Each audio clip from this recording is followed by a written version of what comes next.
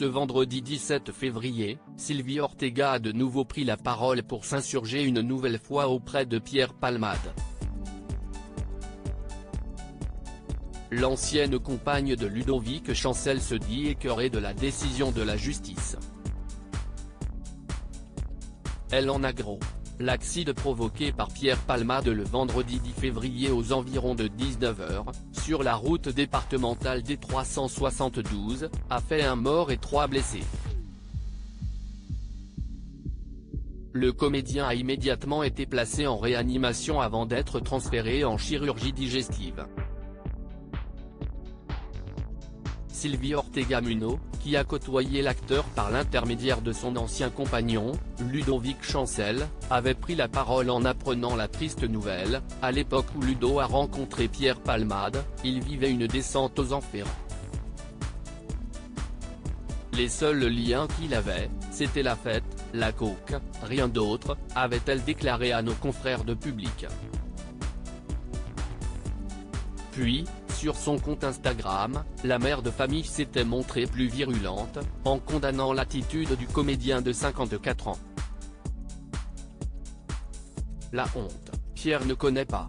Ses excuses sont juste une formalité, un devoir que son avocat a dû lui faire savoir, avait-elle commencé dans une story Instagram. Si elle espère que les familles n'accepteront pas ses excuses, elle ne peut s'empêcher d'éprouver de la pitié pour le grand ami de Muriel Robin, qui vit chaque jour avec une tristesse au fond de lui. Ce vendredi 17 février, Pierre Palmade s'est rendu au tribunal de Melun. Mis en examen et placé sous contrôle judiciaire, l'humoriste a été placé sous assignation à résidence au sein du service d'addictologie d'un hôpital, sous surveillance électronique, comme l'a annoncé le parquet de Melun qui a immédiatement fait appel de cette décision. Sylvie Ortega atomise Pierre Palmade après la décision de la justice au cours de sa garde à vue de 48 heures. Pierre Palmade a reconnu avoir conduit sous l'emprise de stupéfiants. Il avait notamment consommé de la cocaïne, comme l'ont démontré les tests toxicologiques. Les passagers de la voiture accidentée, quant à eux, sont toujours dans un état grave.